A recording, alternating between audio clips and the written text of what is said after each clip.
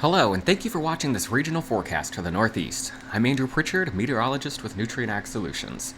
Well, as we head through the next 10 days, we're going to watch a transition across the central and eastern United States from a very cold pattern to one that's much warmer across, again, much of the lower 48, and that will eventually include the Northeast region, though we will be among the last to feel that warm up.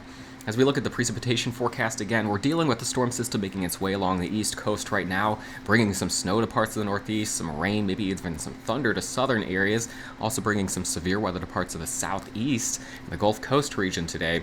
But as that begins to move out over the next 48 hours or so, we're going to be shutting things down across the central and eastern United States here with a period of dry weather that's going to be muchly appreciated here for many of us. So you look at the temperatures, again, the exception to the cool down is across the southeast. Warm air advection still feeding in. That's what's driving the thunderstorms and the severe weather off to the south. Cold air coming in on the backside of that cold front here, and that will eventually cool down much of that region as well. So you look at the satellite picture here, we can see the big expansive area of cloud cover. Down here, this is where you see those red and yellow shading cloud tops, the very cold high-level clouds, and that is, of course, the area of severe weather and thunderstorms.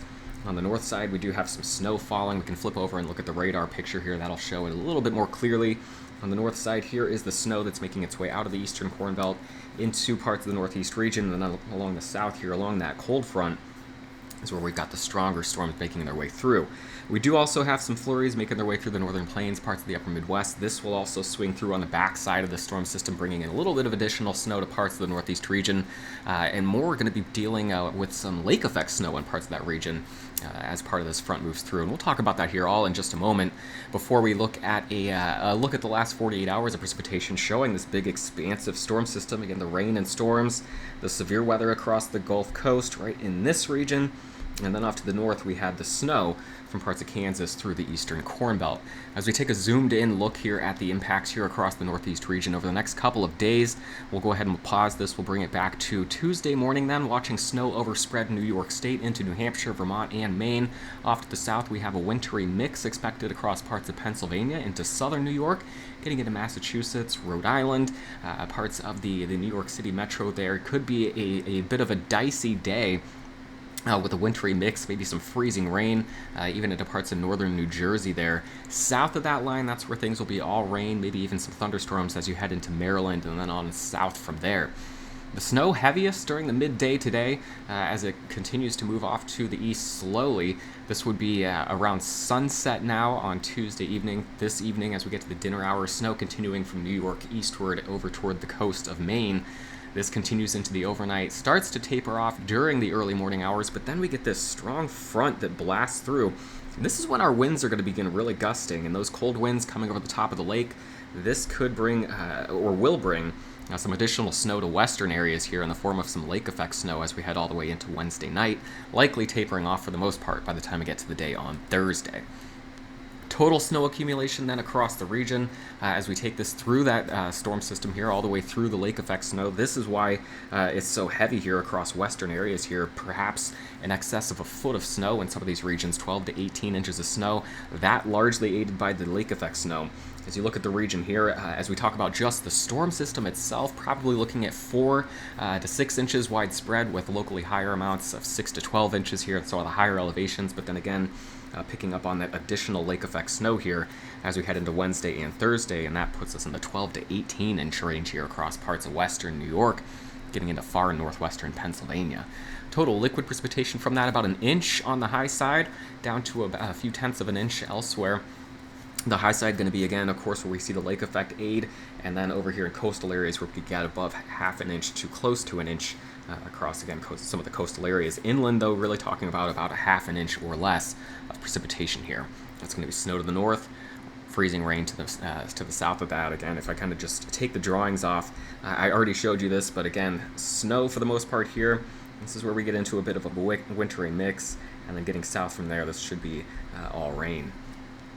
Now, winds, not a huge factor with the storm system itself. I mentioned that here, and let's take a look at that. It's on the back side here. This front comes sweeping through Wednesday into Thursday. and that is what is going to send winds gusting 30 to 40 miles per hour. I'll time this out again. Now, winds are pretty tame with this storm system, perhaps gusting 20 to 25 miles per hour overnight tonight across parts of Pennsylvania, getting over to New Jersey and maybe even parts of Connecticut as well. But it's as this front comes through during the midday on Wednesday. Here you see it, strong winds blasting in from the west. And this sends winds on a Wednesday evening into Wednesday night and then perhaps lingering into Thursday morning, gusting from 30 to 40 miles per hour across much of the Northeast region. Now, where are we headed beyond this? Well, we'll go ahead and we'll bring it back to where we are right now, and that is a big ridge across the west, an elongated trough through the central U.S., and then another ridge across the east coast. The axis of that trough right now across the central United States, that's where it is the coldest right now, with, again, warm air still feeding in across the east coast, keeping things a bit warm in that region. If we go ahead and take the drawings off and look at where we are headed then as we head into the weekend and beyond, we see this first trough swing through, getting us the very cold temperatures, the very windy conditions here across the Northeast as we get to the mid to late part of the week. By the time we get to the weekend, though, ridging building in across the entire central U.S., and it only expands as we head into the Christmas time frame here around December 24th, 25th, getting up 7 to 8 days into the future. This is a quieter pattern, and it is a much warmer pattern across the Midwest and into much of the Northeast region as we get close to the Christmas holiday. It's also a much drier pattern as we watch this first storm system making its way out of here as we go through Wednesday into Thursday. Lake effect snow lingering into the day on Thursday, but then shutting down as we get into Friday, Saturday, Sunday. Maybe a glancing blow across northern Maine for some snow on Sunday, but elsewhere dry into Monday. Tuesday, again, maybe a glancing blow from some snow here in northern Maine on the 24th, but you're catching the theme here from the central U.S. all the way into the Northeast region, really shutting things down over the next 7 days as far as we talk about temperatures warming up, but the precipitation shutting down.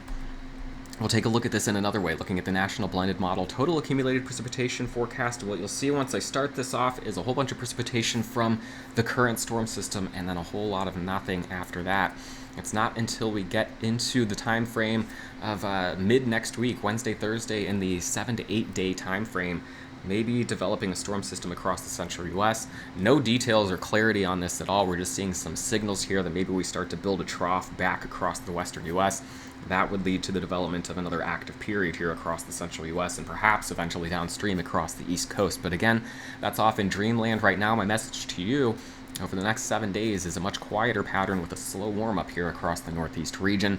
So you look at the temperature forecast here, this is where we can finally see that the cooler temperatures do try to hold on here early on across the Northeast region, especially here into mid and late this week. Friday looking like maybe the coldest day across parts of the Northeast region.